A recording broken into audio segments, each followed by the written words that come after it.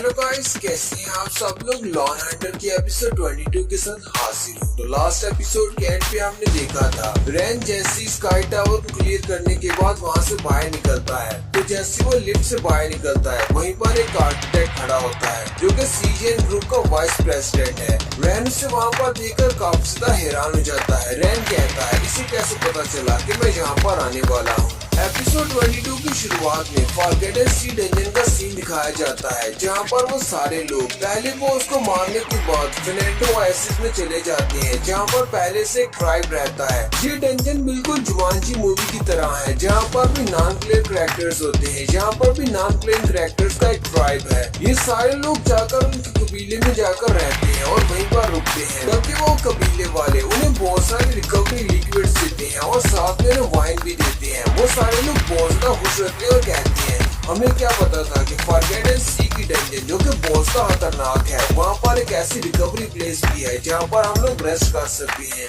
Association का manager जिसका नाम मिस्टर ल्यू है, मिस्टर ल्यू उन सबसे कहता हालांकि ये सब कुछ देखने में बिल्कुल भी असली नहीं लग रहा लेकिन फिर भी ये सिचुएशन के हिसाब से बिल्कुल ठीक है। वैसे जो हमारी डंजन होती है जिनके अंदर सिस्टम लगा हुआ है वो सारी डंजन ऐसी नहीं होती, उनके अंदर सिर्फ मॉन्स्टर्स होती हैं। लेकिन फॉरगेटन सी की डंजन क्योंकि एक रियल डंजन है इसी वजह से यहाँ पर हमें सब कुछ दिखाई दे रहा है और हमारे लिए ये तो अच्छा ही है। हम लोग यहीं पर रुककर इंतजार करेंगे जब तक कि हमारी हंटर एसोसिएशन वाले यहाँ पर कोई हेल्प नहीं भेज देते।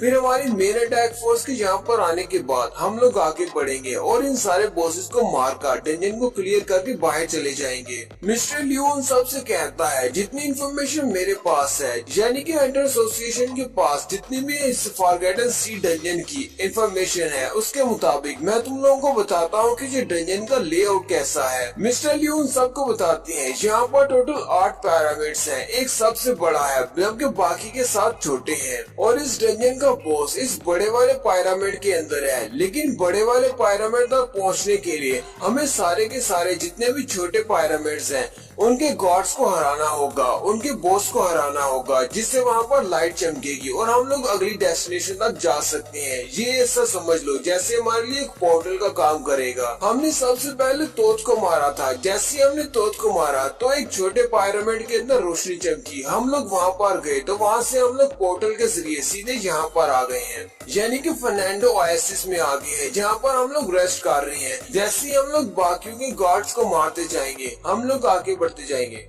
और इसके अलावा यहाँ पर एक खास बात ये है कि हम लोग जितने भी यहाँ पर गार्ड्स को मारेंगे उनकी बॉडी से हमें एक स्पेशल चीज मिलेगी। जैसे कि हमने तोत को मारने पर हमें एक स्टैफ मिला है यानी कि उसकी छड़ी मिली है, ये भी उसकी बॉडी का एक फ्रेगमेंट है। बाकी के गार्ड्स को मारने पर भी हमें एक फ्रेगमेंट मिलेंगे। वहीं पर एक कबीले वाला खड़ा होता है, वो खांसते हुए मास्टर ल्यू से कहता है आपको ये सारी बातें बताने की जरूरत नहीं है, हमारे कबीले के लीडर ये सारे सीक्रेट्स आपको बताने वाले हैं क्योंकि ये हमारा काम है। यहीं पर कबीले के लीडर बोलना शुरू करते हैं और उन सब से कहते हैं अभी जैसे कि इस लड़के ने बताया मैं आपको इस सारे सीक्रेट्स के बारे में बताता हूँ। थोड़ी देर पहले आप लोगों ने तोत को हराया था। तोत को हराने पर आप लोगों ने बैटल ऑफ गॉड्स को ज्वाइन कर लिया है यानी कि अब आपको बाकी के 8 गॉड्स को भी मारना होगा। हर गार्ड को मारने पर आपको एक फ्रेगमेंट मिलेगा जैसे कि इस लड़की को उसकी छड़ी मिली है। इसी तरह आप सबको भी कुछ न कुछ मिलेगा जो कि बहुत पावरफुल वेपन होगा। उन सारे वेपन्स को मिलाकर आप लोग बॉस को हरा सकते हैं। लेकिन इन गार्ड्स को हराना इतना भी आसान काम नहीं होने वाला, ये बहुत मुश्किल होगा। आपको बहुत मेहनत करना पड़ेगी। यहीं पर बीच में फिर से मिस्टर ल्यू बोल पड़ते हैं और कहते हैं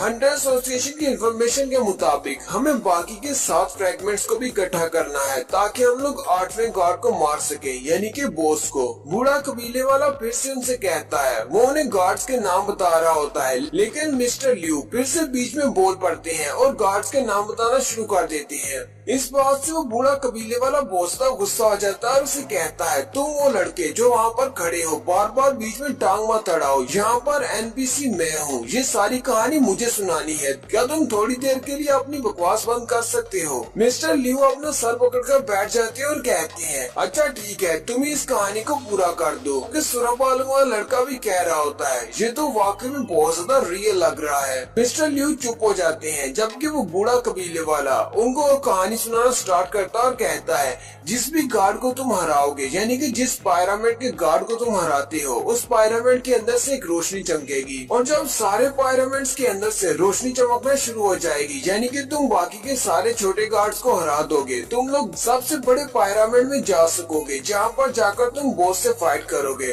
तो मैं तुम्हें यहाँ पर बॉस के बारे में बताता हूँ। ये हजारों साल पहले की बात है, ये शुरुआत से भी पहले की बात है। जब शुरुआत भी नहीं हुई थी, तब यहाँ पर ये डेजर्ट बहुत ही अच्छा हुआ करता था। यहाँ पर फल पौधे और फूल हुआ करते थे। यहाँ पर एक गार्ड हुआ करता था जो कि इस डेजर्ट पर रूल करता था। उसका नाम गॉड रा था और उसके रूल में यहाँ पर रहने वाले सभी लोग बहुत ज्यादा खुश थे। लेकिन अच्छा वक्त खत्म हो गया। बाकी के सभी 8 गार्ड्स ने मिलकर हमारे गॉड रा को एक लंबी नींद में सुला दिया। वो अभी भी यहीं पर किसी टेम्पल के नीचे सोए हुए हैं। सारे 8 गार्ड्स ने मिलकर उसके ऊपर धावा बोल दिया और हमारे गार्ड रा को इंटरनल स्लंबर में भेज दिया। और उन सब ने उसके साथ फाइट की क्योंकि वो उसकी पोजीशन को हासिल करना चाहते थे। 8 के दरमियान में भी फाइट हुई और फिर ये डिसाइड हुआ, उन्होंने अपने लिए एक गार्ड को चुन लिया जो कि उनका 8वां यानी कि उनका बॉस बन सकता था।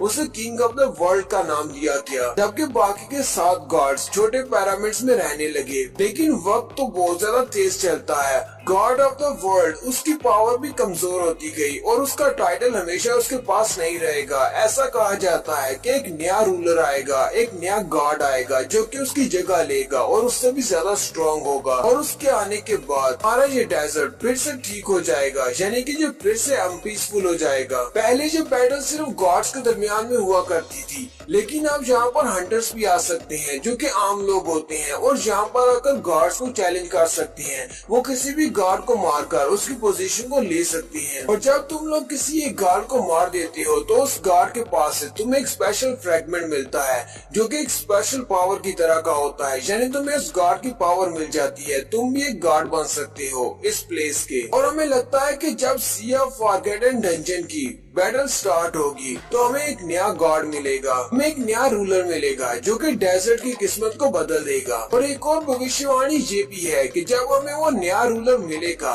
तब हमारे गॉड रा फिर से अपनी इंटरनल स्लंबर से जागेंगे और इस डेजर्ट के ऊपर राज करेंगे और हमेशा के लिए राज करेंगे और इस फाइट को खत्म कर देंगे। सारे हंटर्स उस बूढ़े कबीले वाले की बात सुनकर काफी ज्यादा हैरान होते हैं क्योंकि उसकी कहानी बहुत ज्यादा रियलिस्टिक होती है। ज़ॉम्बी भी बहुत ज्यादा खुश जाती है और कहती है अब जबकि मेरे पास गॉड का फ्रैगमेंट है, इसका मतलब अब मैं भी एक गॉड बन चुकी हूँ। मिस्टर लियोन सबसे कहते हैं ये सारा तो इस गेम का एक मैकेनिज्म है, ये डंजन एक गेम की तरह डिजाइन की गई है। हमें यहीं पर रुकना है जब तक एसोसिएशन वाले हमारे लिए हेल्प नहीं भेज देते। उसके बाद हमारी मेन अटैक फोर्स के यहाँ पर आने के बाद हम लोग 6 मेन गार्ड्स को ढूंढेंगे और उनको मार डालेंगे। मिस्टर लियो की सारी बातें सुनने के बाद सूके पीछे की तरफ मुड़ जाती है और कहती है मुझे यहाँ पर वेट नहीं करना, मैं यहाँ से जा रही हूँ। मिस्टर लियो से कहती है तुम कहाँ पर जा रही हो और तुम क्या करने वाली हो। सूके उसे कहती है यहाँ पर सारे लोग मुझे बहुत ज्यादा नफरत करते हैं, कोई भी मुझे यहाँ देखना नहीं चाहता,